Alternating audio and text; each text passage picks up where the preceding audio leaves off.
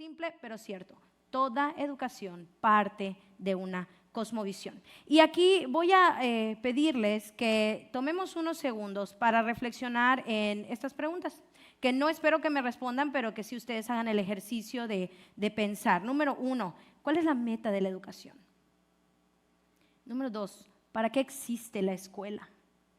Y número 3, ¿qué o quién determina lo que los estudiantes deben aprender, deben saber, deben conocer?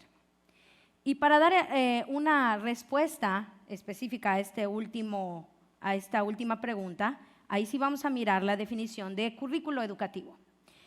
Si bien hay múltiples definiciones, dependiendo de las concepciones de los autores, esta es la que me llamó más la atención por el carácter social que se le impregna. Y dice, es un proyecto o plan de estudio educativo general en donde se concretan una serie de concepciones ideológicas, socioantropológicas, epistemológicas, pedagógicas y psicológicas, las cuales determinan los objetivos de la educación escolar.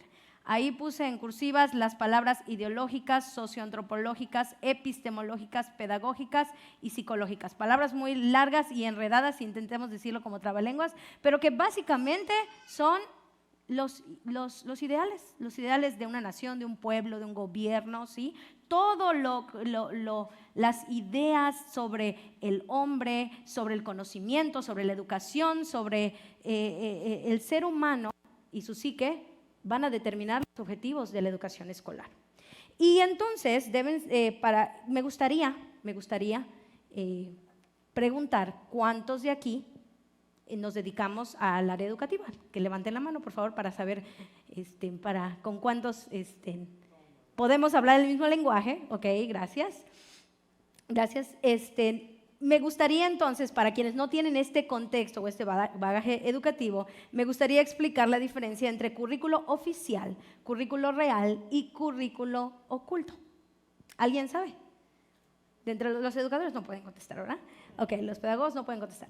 Pero bueno, básicamente podemos dividir el currículo en diferentes aproximaciones según su utilidad.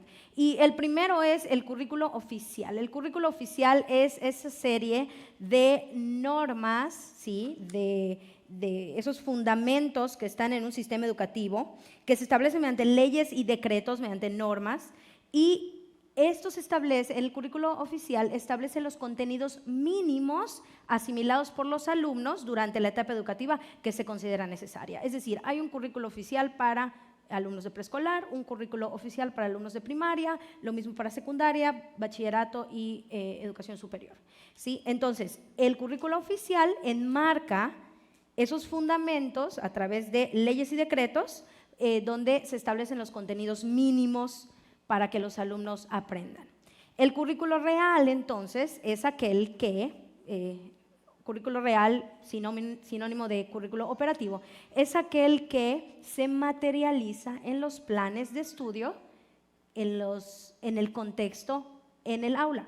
Es decir, los maestros toman el currículo oficial y lo traducen en planes de clase, en sesiones de clase, donde ejecutan, donde evalúan, donde los alumnos pueden llevar a la práctica lo que se enmarca en el currículo oficial. Entonces, este es el currículo real. Pero hay un tercer currículo que es el oculto. Y este se trata de las normas institucionales o los valores del centro educativo en el que se desarrolla la formación. Son valores, la característica de este currículo es que son valores altamente compartidos y reconocidos por todos los agentes educativos, ¿sí? Es decir, en una institución, al interior de una institución, hay una cultura, hay una serie de valores compartidos que se va a replicar, que se va a compartir en las aulas, y esto entonces permea en todos los niveles de la institución. Y al respecto de este último, debo comentar que es el que muchas veces resulta mayor o de mayor impacto en lugar del oficial o del real, ¿sí? Ahora sí que lo que está escrito en papel y que los maestros bajan al plano material en sus salones de clases, sí es importante, pero a veces termina siendo más importante el currículo oculto. Todos esos valores que no están materializados en un documento, pero que son altamente importantes para una comunidad, para una sociedad o para una institución. Pensemos, por ejemplo, en grandes instituciones o pequeñas instituciones. Por grandes me refiero a UADY, por grandes me refiero a UNAM, por pequeñas instituciones me refiero a Moisés Sáenz, por ejemplo, pero es una realidad que todas las instituciones tienen una cultura escolar. Y para los que egresamos de un alma mater como por ejemplo UADY, yo recuerdo al entrar desde la preparatoria todo era, eres UADY, porta con orgullo tu playera y luego al entrar a la facultad, actividades para engancharnos y luego diferentes actividades culturales, deportivas, diferentes espacios y escenarios donde se compartía esa cultura de la universidad. De tal forma que aún después de egresar, uno siempre dice, yo soy UADY, ¿no? O yo soy egresados de la UNAM, yo soy UNAM, o yo soy Politécnico, o yo soy X institución, ¿no? Esperamos que nuestros alumnos SEMS, yo sé que de varios alumnos SEMS que con orgullo dicen, yo soy SEMS, yo soy familia SEMS. Entonces, esto realmente es importante que lo abordemos porque el pastor Jordan Cooper menciona, no hay una parte de la educación que no esté impregnada de ideologías, interpretaciones, valores y significados. Wow. No hay una parte de la educación que no tenga esto. Entonces, si esto es así, podemos pensar en que toda institución tiene una cultura y va a trabajar y defender esa cultura que está también impregnada en el currículum, ¿sí? Que se va a transmitir de múltiples maneras. El contenido cultural es condición lógica de la enseñanza y el currículum es la estructuración de esa cultura bajo claves psicopedagógicas. Y esto lo dijo Jimeno Sacristán, es un estudioso del currículum educativo. Entonces, vemos estas dos ideas que se alinean a lo mismo, que toda educación tiene un sistema de valores y entendiéndose valores como una cosmovisión. Ahora, hace un momento pregunté quiénes son maestros, ahora me gustaría preguntar quiénes son padres. ¿Quiénes son padres de familia? Levanten la mano. Muy bien, gracias. Pensemos en esto, papás. Si en el acto educativo existe esta transmisión de valores compartidos, de cosmovisión, de cultura, entonces tenemos que ser muy, muy conscientes y preguntarnos qué es lo que están aprendiendo nuestros hijos en las escuelas. Basta con dar una ojeada a los planes de estudio de la nueva escuela mexicana para enseguida notar que para nada el nuevo programa está alineado con lo que Dios dice en su palabra sobre quién es Él, sobre quién es el hombre y cómo nos manda a vivir en este mundo. Es más, está en contra de lo que Dios ha establecido. La nueva escuela mexicana está en contra de lo que Dios ha establecido. Y ojo, esto no es una crítica a la nueva escuela mexicana, no, simplemente lo estoy tomando como punto de referencia, por eso este primer punto es dónde estamos, ¿sí? Y entonces, como está en contra de lo que Dios ha establecido, por ello como padres tenemos una gran responsabilidad. Y esto lo voy a dejar en pausa, esta afirmación la voy a dejar en pausa porque la vamos a ver más adelante. Entonces, en resumen, toda educación está impregnada de una cosmovisión y se alinea a ciertos valores. ¿Sí? Eso, ¿quedamos claros en eso? Número 2, toda educación tiene metas y propósitos formativos establecidos en el currículum. Lo dijimos, en el currículum se concretan esos fundamentos, ¿sí? Donde se establecen los contenidos mínimos que los alumnos deben de aprender y de ahí se establecen los objetivos específicos de formación. Y la transmisión de la cultura es parte inherente del proceso educativo. Y cuando hablamos de educación no formal, ¿sí? O sea, como por ejemplo la cultura maya ha subsistido a lo largo del tiempo, porque se pasa de generación en generación. Las recetas de cocina, las palabras en maya, las tradiciones, ¿sí? La cultura se pasa de generación en generación. Esto es en el ámbito no formal, pero en el ámbito formal no es diferente. Es exactamente lo mismo. Hay una transmisión de cultura como parte del proceso educativo.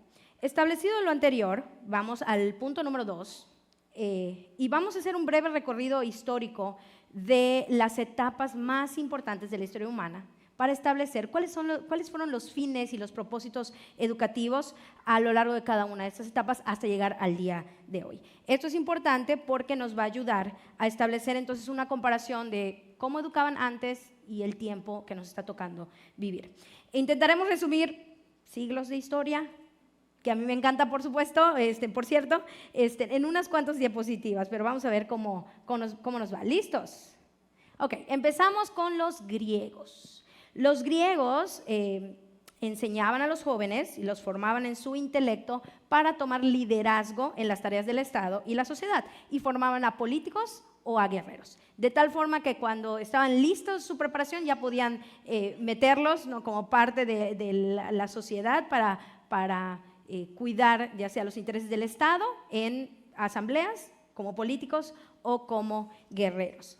Los romanos, siguiendo a los griegos, básicamente hicieron lo mismo. Ellos formaban ciudadanos para perpetuar el Estado, el Imperio Romano. Ellos estudiaban lengua latina, literatura clásica, el derecho, la administración y la organización del Estado.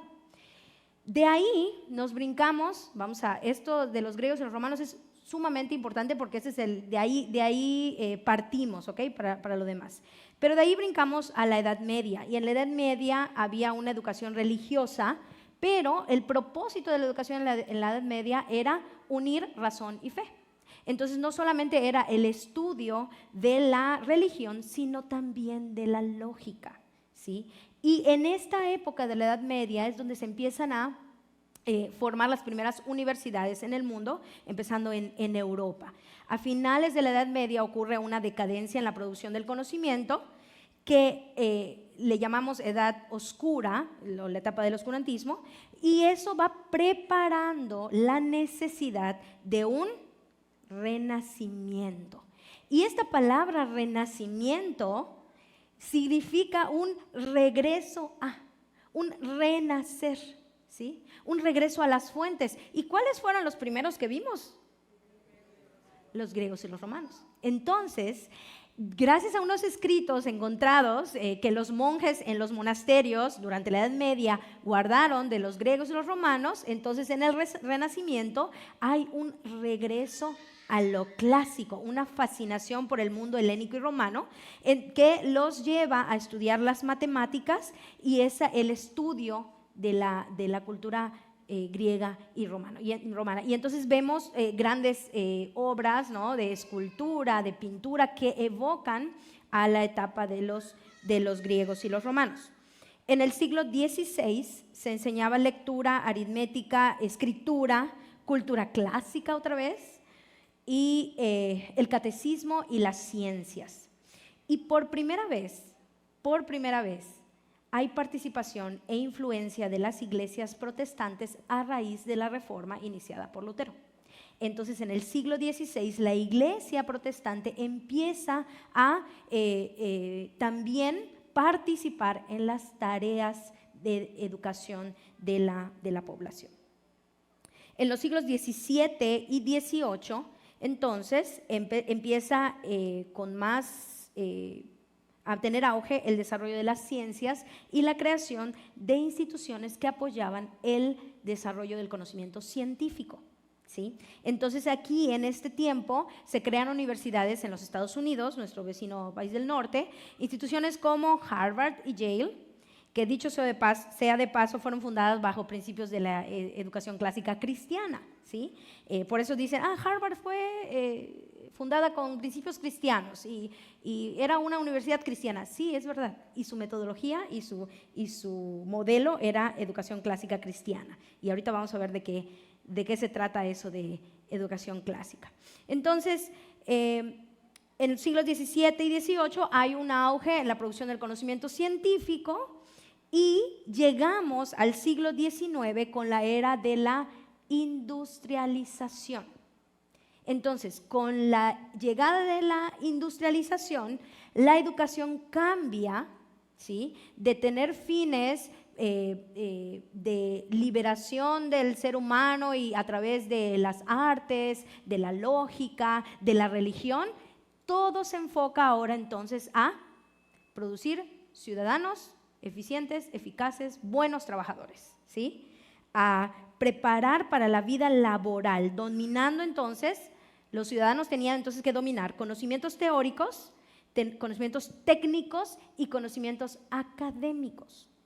Entonces aquí en este siglo se empiezan a diversificar las profesiones y el enfoque es el trabajo, el trabajo, el trabajo, el trabajo, y formar a los seres humanos para ser profesionistas haciendo énfasis en la ciencia y el desarrollo aplicativo de las ciencias. Pero en ese camino se olvidaron de otras cosas importantes, ¿sí? Y entonces llegamos al siglo XX con la educación, una nueva mirada a la educación, que es la educación progresista o educación progresiva. ¿Qué falló en los siglos anteriores? Hubo tanto desarrollo, tanto conocimiento científico que empezaron a inventar, a crear muchas cosas, muchas máquinas, muchas incluso armas. Y no se nos olvide que entonces en pleno siglo XX vivimos guerras en donde de una guerra, la Primera Guerra Mundial a la Segunda Guerra Mundial, el desarrollo tecnológico que hubo de una guerra a otra fue impresionante. Y ya estamos hablando que en la Segunda Guerra Mundial ya empezaron a usar armas nucleares. Entonces fue tanto el conocimiento que la parte de la ética, la parte de la moral que se cuidaba mucho en siglos anteriores, pues no hubo, ¿sí? Entonces los educadores empezaron a pensar, a ver, ok, tenemos tanto conocimiento y somos capaces, ya vimos que los seres humanos son capaces de crear estas cosas que así como pueden servir para bien, la física nuclear tiene muchas aplicaciones para el bien, pero pues lo están usando para el mal. Entonces, ¿dónde está el desarrollo del ser y de la persona? Y entonces surge la educación progresiva o progresista, con esto el desarrollo de nuevos modelos y políticas educativas para favorecer el desarrollo del ser humano en la sociedad. Aquí entonces aparecen pensadores que empiezan a proponer un cambio de paradigma, completamente. Ya no veamos lo tradicional, algo completamente diferente. El alumno ahora va a estar al centro. Y entonces vamos a darle mayor libertad al niño para hacer, para crear, para descubrir a su ritmo lo que el niño quiera. Entonces, ¿qué pasa con el maestro?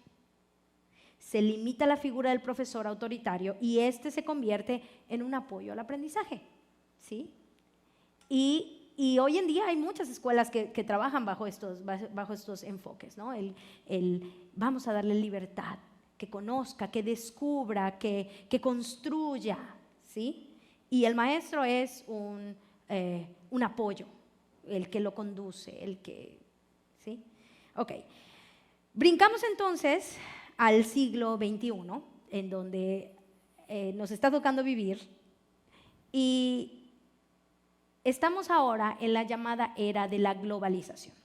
Con la llegada del Internet y con el desarrollo de las tecnologías de la información y la comunicación, estamos en un mundo globalizado. Y hoy en día podemos saber en tiempo real lo que está sucediendo del otro lado del mundo en el momento exacto en que está sucediendo, ¿no? Y yo creo que las personas, yo no tengo mucha conciencia tal vez de la situación, por ejemplo, de Israel, el país, Palestina e Israel, el conflicto que empezó en los 90s, era una niña, pero tal vez las personas mayores pueden ver la diferencia entre cómo las noticias corren y hay inmediatez, ¿no? Tal vez hace unos años atrás tenían que esperar a que saliera publicado en algún periódico o que esperar en las noticias de la noche con Jacobo Zabludovsky, ¿verdad? Que se daba las noticias en la noche y decía cómo estaba la situación del conflicto palestino contra Israel. Y hoy en día los de esta generación agarran su celular y pueden ver en vivo lo que está pasando ahí, las noticias, ¿sí? Estamos en la era de la globalización. Entonces, Precisamente a finales del siglo XX, como preparación para entrar al siglo XXI, Jacques Delors en La educación encierra un tesoro de la UNESCO propone los 4 pilares de la educación para el siglo XXI. Y aquí quienes estudiamos educación debemos de saber los 4 pilares, que son aprender a conocer, aprender a hacer, aprender a ser y aprender a vivir juntos. ¿Sí? ¿Para qué? ¿Cuál es el fin de esto, de estos 4 pilares?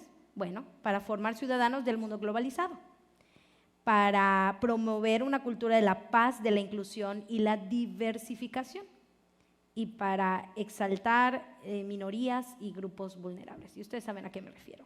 Así que, hermanos, ¿dónde estamos ahora? ¿Dónde estamos ahora? Después de hacer este recorrido por algunos siglos, desde los griegos hasta el mundo actual, pues sí podemos ver una diferencia entre cómo antes eran formadas las personas y cómo ahora están siendo formadas las personas. En la siguiente diapositiva les muestro los Objetivos de Desarrollo Sostenible de la Agenda 2030 de la ONU.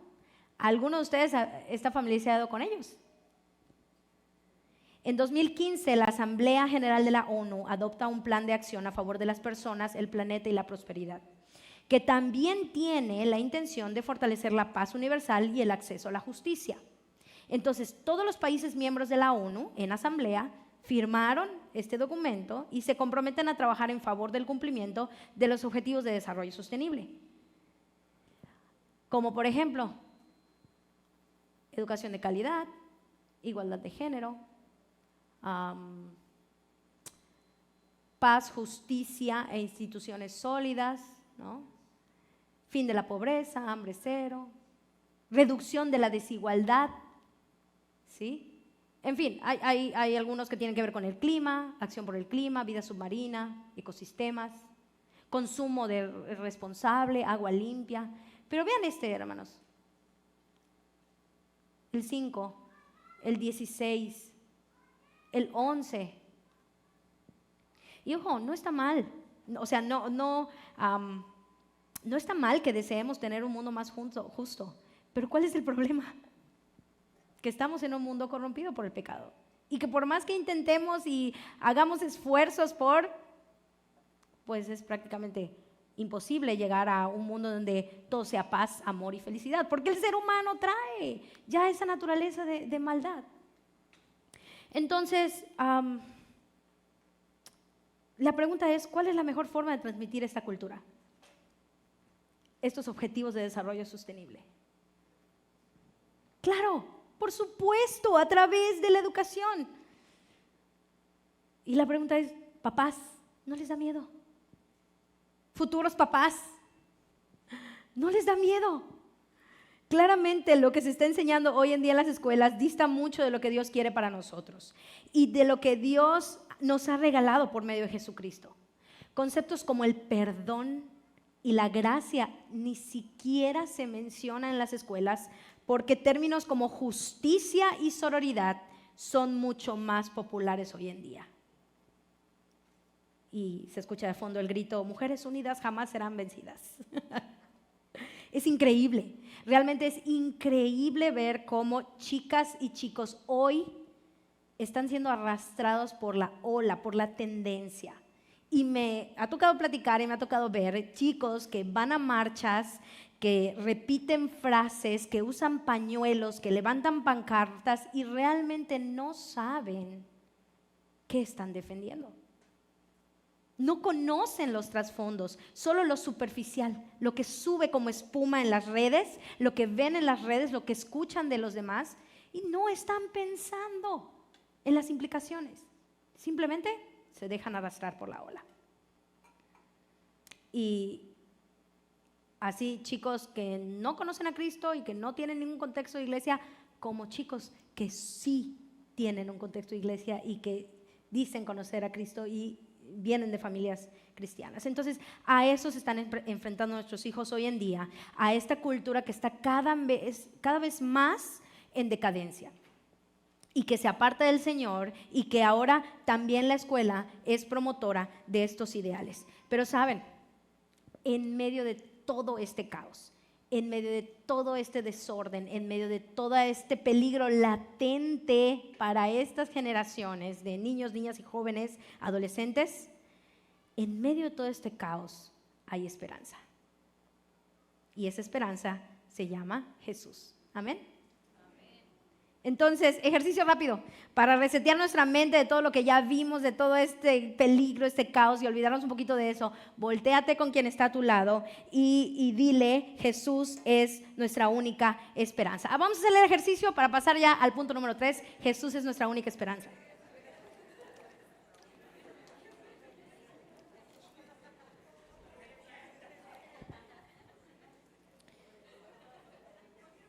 Bien, les dije que iba a hacer esto un poco dinámico, ¿sí? Esto es, no es mi intención aburrirles, sino que vayamos juntos reflexionando sobre estos puntos. Entonces, vamos a entrar a la segunda parte de la conferencia. ¿Vieron? La primera ni se sintió, ¿o sí lo sintieron?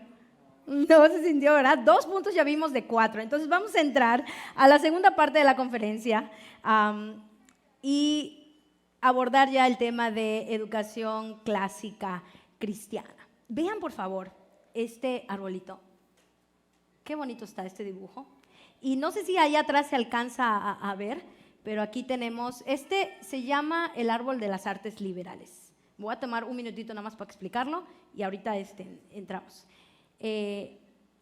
Como en la raíz tiene la palabra piedad, ¿sí? Aquí dice piedad. Aquí en el tronco dice gimnasia, música, trivium, quadrivium. Escuchen esas palabras, son importantes, ahorita las voy a explicar. Filosofía natural, filosofía moral, metafísica, y en los frutos hay diferentes, lo que se le conoce como valores morales, pero yo diría frutos del espíritu: bondad, verdad, sabiduría, belleza, fe, esperanza, amor, virtud, gracia. Algunos de ellos son frutos del espíritu, otros bueno, y está todo esto coronado, o está todo esto arropado por esta palabra que es teología. Sí, y está aquí, el fundamento, en la raíz está piedad, y aquí arriba está teología. Esta imagen, con simplemente ver esta imagen, podemos tener una idea de lo que se trata la educación clásica cristiana, ¿sí? Un modelo en donde vamos a desarrollar al niño o al joven en diferentes virtudes, fundamentándonos o enraizándonos en la piedad, que es ese temor reverente a Dios y que se traduce en honra a tus padres y a tus autoridades, esa disposición, ese deseo en humildad de obedecer, de someterte en obediencia, y todo va a estar enmarcado por una teología. ¡Wow! Cuando yo vi esto dije: ¡wow! Esto es una joya. Está padrísimo. Entonces, pero yo sé que ustedes quieren saber más, ¿verdad? Entonces, vamos a continuar. En la primera parte establecimos que la educación es una transmisión de cultura. Y nuestros hijos están siendo bombardeados por todos los medios, y cuando digo todos los medios, televisión, redes sociales, amigos, cine, música, todo tiene una agenda, todo tiene un propósito detrás de, ¿sí? Y precisamente ayer estaba yo platicando con una persona y me decía: está muy difícil lo que están viviendo los jóvenes hoy en día. Claro que está difícil, claro que está difícil. Entonces la pregunta es: ¿qué estamos haciendo nosotros al respecto? Primero, como padres, ¿qué estamos haciendo como padres? O más bien, ¿qué nos pide Dios hacer? Y vamos a Efesios 6:4, y aquí el apóstol Pablo a los efesios les da una instrucción que aplica también para nosotros hoy como padres. Y ustedes, padres, no hagan enojar a sus hijos, sino críenlos según la disciplina, paideia, e instrucción del Señor. Esta palabra en el escrito original, en griego, es la palabra paideia, ¿sí? Y aparece como paideia y significa educar y formar, ¿sí? significa educación o formación. Entonces, Pablo le está diciendo a los efesios, críenlos según la paideia del Señor. Críenlos, edúquenlos en esta cosmovisión, en esta cultura del reino, ¿sí? E instrúyanlos para ser entonces los mejores ciudadanos del reino de Dios. Así como los griegos y los romanos formaban a los ciudadanos para ser los mejores ciudadanos y para continuar el imperio romano, el imperio helénico, Pablo le está diciendo a los efesios, instrúyenlos, críenlos en la paideia, en la cultura del reino. ¿Y cómo entonces la escuela puede apoyar a los padres en el desarrollo de esta misión? ¿Sí? Ya establecimos que es trabajo de los padres educar, es responsabilidad de los padres educar, ¿sí? Pero la escuela puede apoyar, puede ser un perfecto aliado para los padres en esta tarea. Entonces, para formar ciudadanos del reino, necesitamos enseñar acerca del rey. Si no, los alumnos nunca van a saber de qué rey estamos hablando, ¿no? Entonces, y la pregunta es, ¿quién es el rey? Jesús, por supuesto. Él gobierna todo. Él es dueño de todo. Es el centro de todo y por lo tanto debe estar en el centro de todo, ¿sí? Entonces la escuela aquí cumple un papel imperante. Porque no solo se trata de enseñar asignaturas, sino de presentarles a los alumnos al Rey que domina por sobre toda la creación y en todas las áreas del conocimiento. Las ciencias, las artes, la música, el lenguaje, las matemáticas, en fin, cada aspecto de la creación que el Rey gobierna, es decir, todo. En esta cosmovisión bíblica, la escuela tiene que cambiar su enfoque de enseñanza para quitar al hombre en el centro, entre paréntesis humanismo, para quitar la realidad material del centro, entre paréntesis materialismo, para quitar a la naturaleza del centro, entre paréntesis naturalismo, y todos los ismos que se han inventado, y poner a Cristo en el centro. Y así entonces enseñar de una forma cristocéntrica. En palabras del pastor Randy Frey, todo lo que hacemos en la escuela clásica está diseñado para formar a los alumnos, apuntando a Cristo y mostrándolo a Él como Señor de todo. ¡Qué bonito! ¡Qué bendición poder tener la libertad! Hace un momento el pastor decía que para el trabajo misionero en aquellos países donde no hay libertad de hablar el evangelio, tienen que esconder de alguna forma y inmiscuirse de alguna forma, pero aquí en México tenemos esa libertad. Tenemos la libertad de predicar el evangelio y la escuela puede ser este brazo ministerial de la iglesia y este apoyo también a los padres de familia en el extendimiento del reino y el replicar la cultura del reino. Este es precisamente el propósito de la escuela clásica cristiana, transmitir esta cosmovisión al alumno y para que el alumno aprenda no solo las asignaturas, sino que todo está conectado y todo se debe a Cristo. Y ustedes me pueden decir, pero Alicia, eso ya se hace en las escuelas cristianas. Y gloria a Dios, sí, no me cabe duda que Dios ha establecido escuelas, y puedo enumerar varias aquí en la ciudad, que están buscando glorificarle y están compartiendo las buenas nuevas de salvación. Gloria a Dios por esas escuelas, por esos corazones, por esos siervos que están ahí compartiendo las verdades del evangelio donde el Señor les ha puesto. Y entonces, ¿cuál es la diferencia con la educación clásica? ¿Por qué una educación clásica? ¿Por qué no puede ser solamente una escuela cristiana y ya? Y cuando pensamos en algo clásico, ¿qué se nos viene a la mente? Si digo la palabra clásico, ¿qué se les viene a la mente? Tradicional, antiguo, ¿qué más? Viejo. No hay ningún Beethoven, sí, claro, la música clásica, sí. ¿Dónde están los chicos de 14, 15, 16 años? Ellos dirían algo vintage. Ya no es antiguo, ya no es viejo, es vintage. ¿Ok? Entonces, ¿por qué educación clásica? Porque es una educación tradicional, probada y continua a lo largo de la historia. Refleja el paradigma educativo dominante desde el año 600 a.C. hasta mediados de 1800 después de Cristo. Iniciada por los griegos y romanos, fue categorizada y formalizada en la Edad Media. Continuó desarrollándose durante el Renacimiento y Reforma, pues ambos movimientos representaron un retorno a la forma de aprender del pasado. Durante la Ilustración, las universidades alcanzaron su máximo esplendor, pero con el desarrollo del conocimiento científico, ¿lo vimos?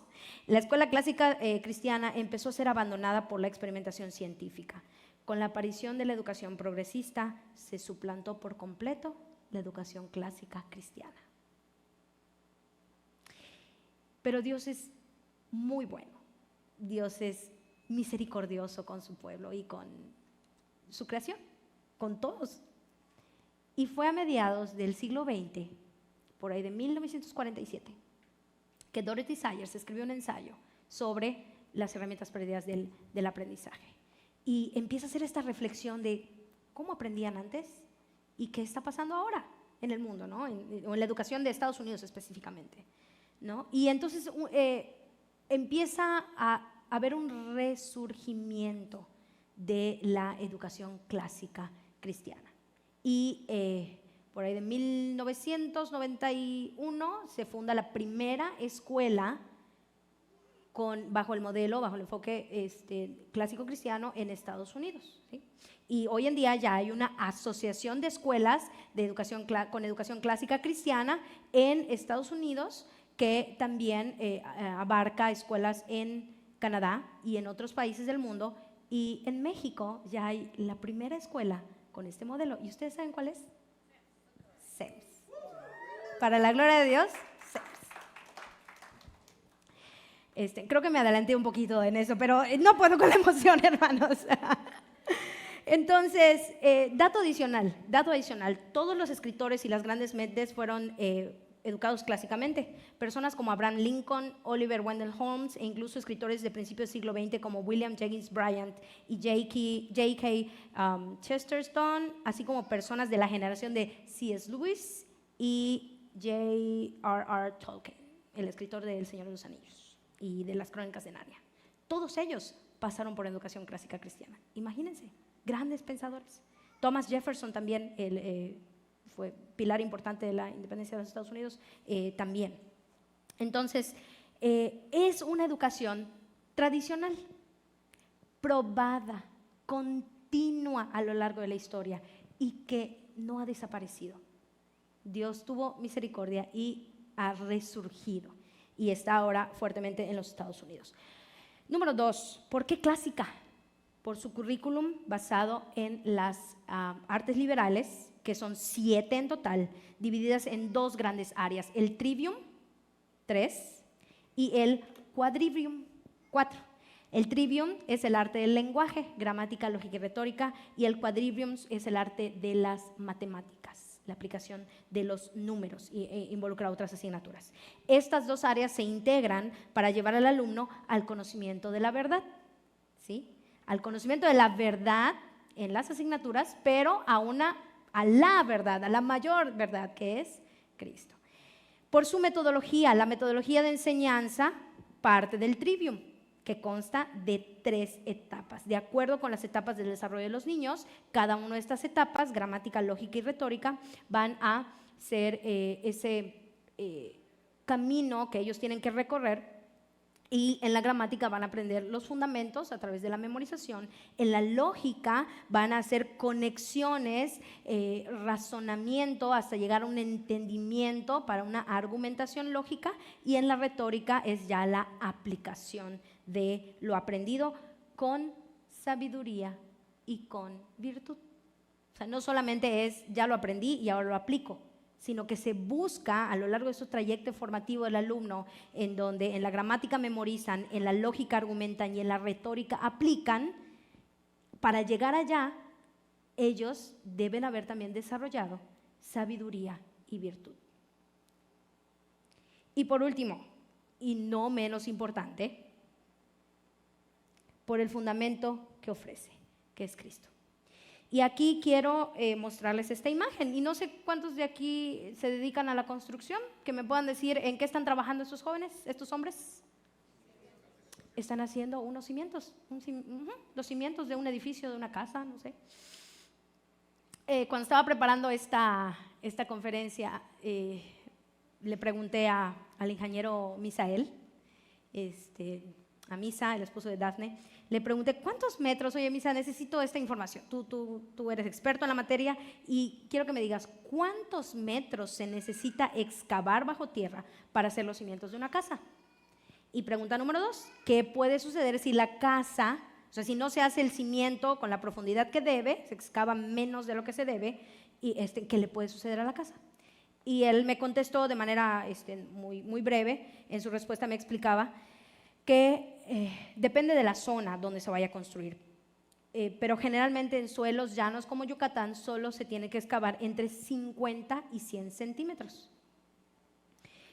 o hasta llegar al suelo sólido, a la laja, ¿sí? Entonces, la profundidad la va a determinar el llegar al suelo sólido, ¿sí? Donde se pueda apoyar directamente la estructura. ¿Qué pasó? ¿Ahí atrás? Ok. Donde se pueda apoyar directamente la estructura, garantizando que con el peso de esta no se hunda. Y la segunda pregunta, que tenía que ver qué pasa si se excava menos de lo que se debe. Entonces, se pueden generar fallas estructurales en la edificación y deformaciones, y se puede agrietar, y entonces empieza a hundirse de un lado, hundirse del otro, agrietarse, y termina la construcción colapsándose, ¿sí? Básicamente es lo que me contestó el ingeniero. Si hacemos una analogía de esto, de este proceso, con las vidas de nuestros hijos, niños y adolescentes, que ya dijimos previamente que están siendo constantemente bombardeados por las mentiras del mundo, ¿ustedes creen que es suficiente traerlos a la iglesia a una clase dominical de 1 hora? ¿O ustedes creen que es suficiente educarlos o dedicar 20, 30 minutos a la lectura de las escrituras con ellos antes de dormir nada más? En comparación con las 6 o 7 horas que pasan en la escuela de lunes a viernes, más el tiempo que pasan frente a una televisión, frente a una tableta, escuchando, viendo, aprendiendo también de ahí, yo creo que no es suficiente. Papá y mamá, tú tienes que saber esto.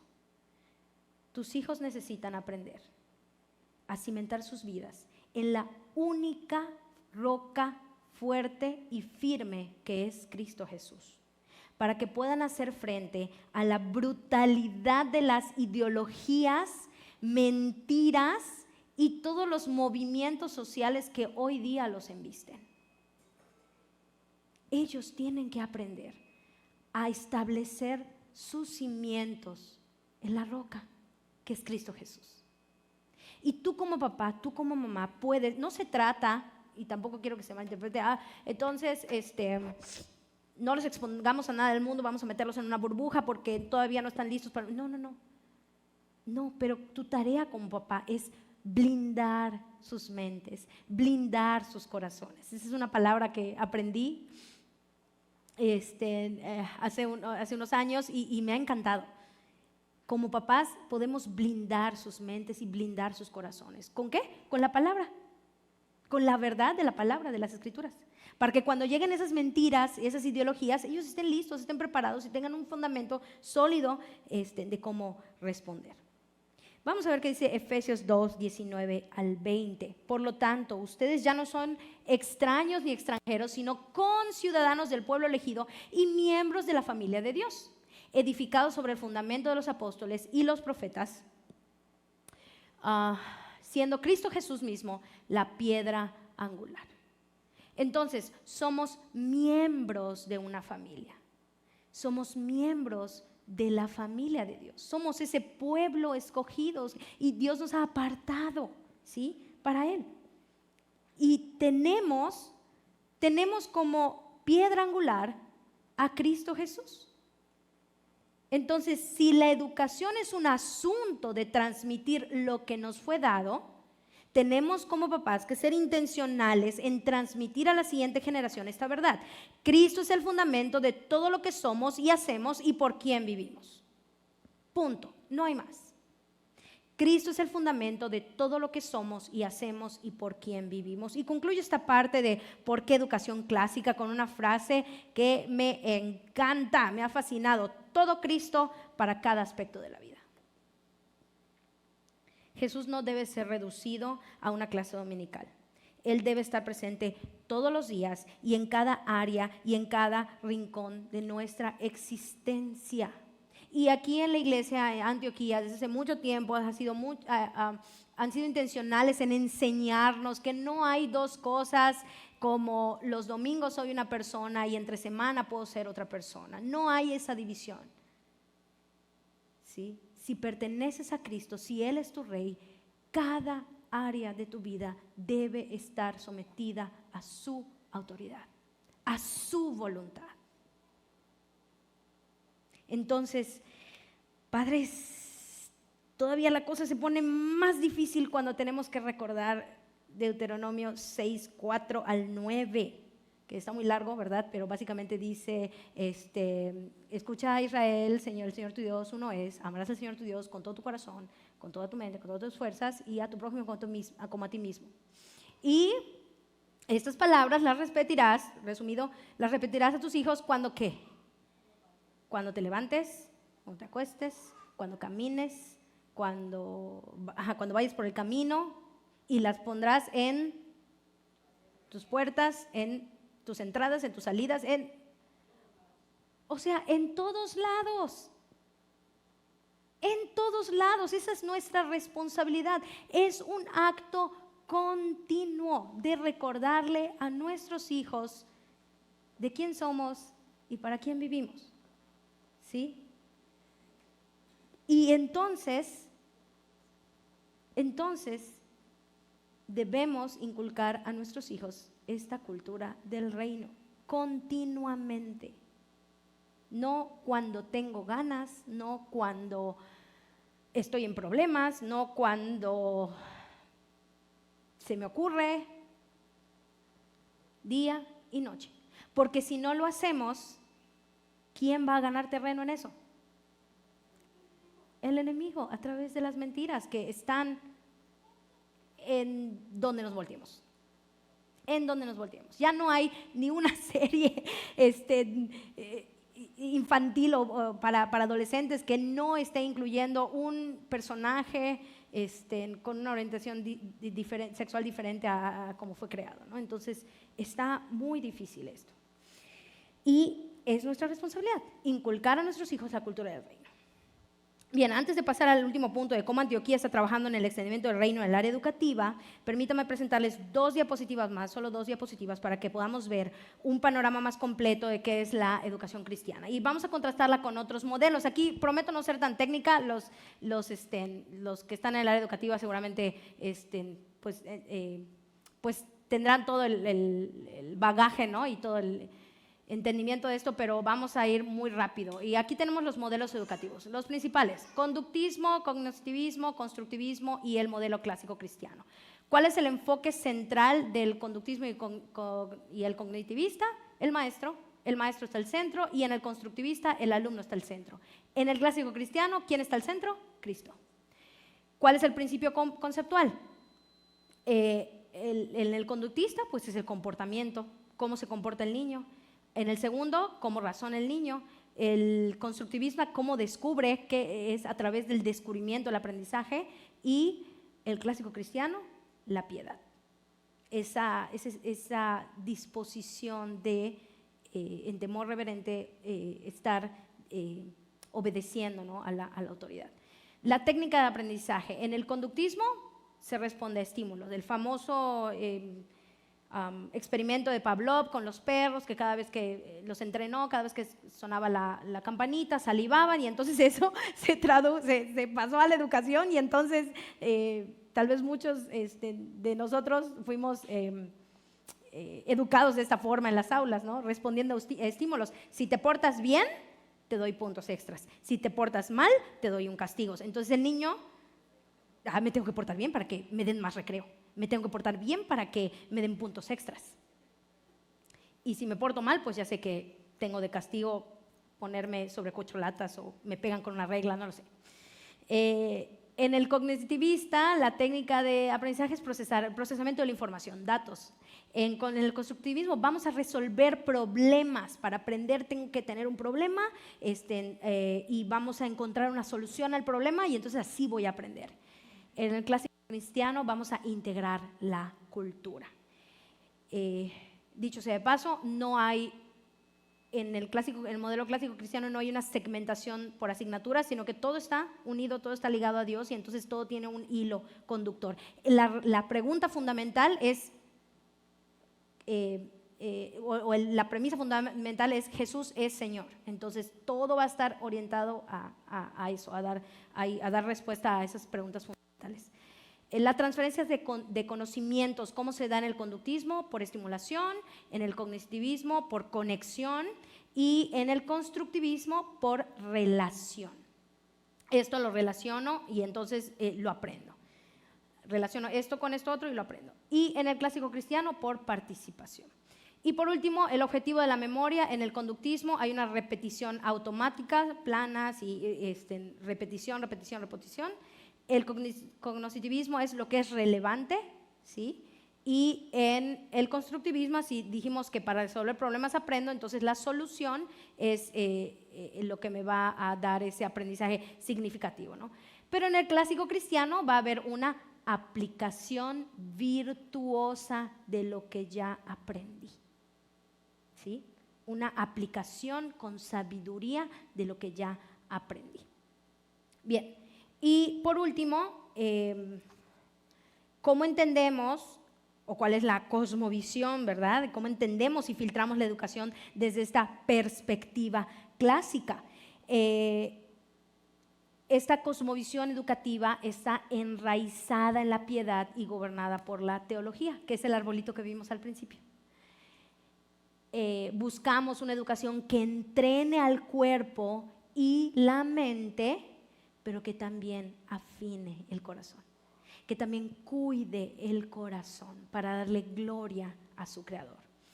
Buscamos también entender el lenguaje, que los alumnos entiendan el lenguaje y apliquen las matemáticas, ¿sí? Que ellos puedan, a través de las artes liberales, ser formados en estas dos áreas, lenguaje y matemáticas, para el conocimiento de la verdad. Además, buscamos el amor a la sabiduría, amar la sabiduría y unificar la realidad natural, moral y divina.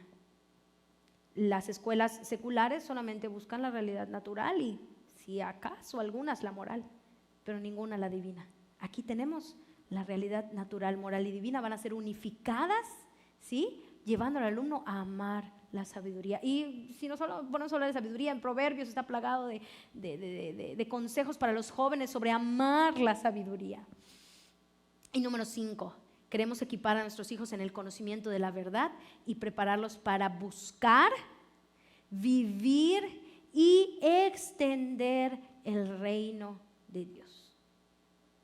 Esta es la cosmovisión de la educación clásica cristiana y lo que para la gloria de Dios estamos trabajando día a día aquí en SEMS. Y precisamente para entrar ya al punto 4 es cómo respondemos como iglesia a nuestro llamado de extender el reino y de replicar la cultura de la familia de Dios, replicar la cultura de la iglesia en la escuela. Bueno, Antioquía tiene esta maravillosa oportunidad de hacerlo a través de la escuela. Durante este ciclo de conferencias, en estos 4 días se han abordado diferentes temas que giran en torno a cómo Antioquía es una iglesia de pacto, es una iglesia de visión de reino y cómo se preocupa, el día de ayer escuchamos cómo se preocupa por establecer y afianzar relaciones entre los miembros de la familia. de la familia Antioquía, para extender el reino. Porque si estuviste por aquí ayer, escuchaste una frase del pastor Wilbur que comentó y que dijo: la iglesia es la estrategia de Dios para extender su reino. Y habló específicamente de eso, de cómo Iglesia Antioquía, a través de las relaciones, o usa las relaciones para impactar y alcanzar vidas para Cristo. Hermanos, levante la mano a los hermanos de la familia Antioquía. Todos somos de la misma familia de la fe, ¿verdad? Pero ¿dónde están los de la familia Antioquía que estamos celebrando los 100 años? Eso es, somos mayoría. Gracias, bajen la mano. Si hacemos un autoexamen de cómo nos va los domingos en el cumplimiento de este llamado, podemos decir, ¿qué dirían ustedes? Bien, mal, ahí la llevamos. Vean estos datos. Tenemos 2 servicios de adoración a la semana, cada domingo. Tenemos asistencia en promedio de 300 personas. ¿Estoy bien, pastor? 300 personas en promedio. Poquito más, poquito menos algunos domingos. Y los domingos tenemos más de 15 grupos de clases divididos por edades. Solo de adultos son 10. A eso súmenle los bebés de maternal, los preescolares, los de primaria, los adolescentes, ¿sí? Si se me está escapando alguno por ahí, piénsale, más o menos 15, ¿ok? Entonces, estos son los datos dominicales, pero entre semana, pues gracias a Dios, creo que tampoco nos va tan mal, ¿verdad? Porque como decía el pastor aquí, entre semana hay grupo de estudios de universitarios, hay grupo de estudio de varones, las mujeres también tienen sus grupos de estudio bíblico, los matrimonios tienen sus grupos de estudio bíblico. Entonces podríamos decir, pues ya con esto cubrimos la cuota. Señor, no necesitamos hacer nada más y ya lo estamos haciendo domingo, lo estamos haciendo también entre semana con los diferentes grupos, se acabó, esto vamos a dar y punto. Pero sabe, repito, esta iglesia ha recibido de parte de Dios la maravillosa oportunidad y la plataforma perfecta para seguir extendiendo su reino, no solamente una vez a la semana al interior de la iglesia, entre la propia iglesia, donde también tenemos oportunidad de invitar al vecino, al hermano, al primo y vengan, sino toda la semana hacia afuera, a través de la escuela, a través del Centro Educativo Moisés Sáenz y ahora Academia Antioquía. El CEMS está próximo a cumplir sus 25 años y la fidelidad de Dios también ha estado presente en la escuela. Muestra de su infinita bondad es que este año nos ha permitido abrir un nivel educativo más, que es la secundaria, con 8 alumnitos. Y como otro increíble regalo, hermanos, porque yo así lo veo, es un increíble regalo de la gracia de Dios. Los maestros hemos abrazado el modelo de educación clásica cristiana y estamos implementando el currículo y la metodología en las aulas bajo la siguiente misión. Maestros de CEMS y Academia Antioquía, ayúdenme a leer bien fuerte esto. Nuestra misión es formar estudiantes que estén equipados para modelar la cultura a través de una vida cristocéntrica fundamentada en una cosmovisión bíblica y una metodología clásica, proclamando la verdad con virtud. Y se me enchina la piel. ¿Saben qué es lo más especial de todo esto? Ya se los dije. Somos la única institución educativa en el país que está operando bajo el modelo de educación clásica cristiana, replicando la cultura de la iglesia en la escuela.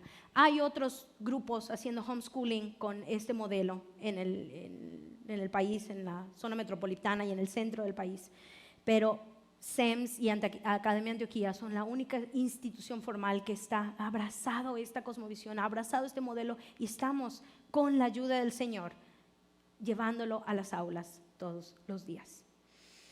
Y bueno, sabiendo esto, podemos decir que Antioquía cumple su trabajo de educar no solamente los domingos, es decir, que no se queda en los domingos y ya, nada más, sino que continúa a lo largo de la semana. Porque Dios ha traído a esta escuela 103 pequeñas vidas y más de 20 colaboradores que con corazones entregados en servicio están dando a conocer a Jesús como único dueño y Señor de todo lo que existe. Y amén por ello. Y que el Señor nos ayude. 103 pequeñas vidas en edades de los 2 a los 13 años. Y aquí estamos todos los días. Y tú eres parte de la familia Antioquía. Y tú también puedes sumarte al extendimiento del reino aquí en la escuela. ¿Cómo? Bueno, ahí está una imagen que quise poner porque fue el primer día de clases y el pastor nos acompañó y hubo un acto protocolario. ¿Vieron la imagen del corte de listón? Del primer día de clases, ahí andamos. Y aquí el pastor oró con los chicos, con todos los padres de familia. Ahí tenemos padres de familia atrás, maestras y los pequeñitos. Y los de secundaria están por acá, no salieron, pero también son parte de la escuela. Sí. Y gloria a Dios por esto. Así que, ¿cómo puedes sumarte al extendimiento del reino? Número 1, ora por nosotros. Que el Señor traiga a más familias, a más niños que necesiten conocer a Jesús. Que el Señor provea recursos económicos para todo lo que se tiene que hacer en la escuela. Son muchas cosas que se tienen que hacer en la escuela. También ven a visitarnos y conoce lo que Dios está haciendo aquí de lunes a viernes en la escuela. Pide informes. Tienes parientes, recomienda la escuela. Ya escuchaste un poquito qué es educación clásica cristiana. ¿Quieres saber más?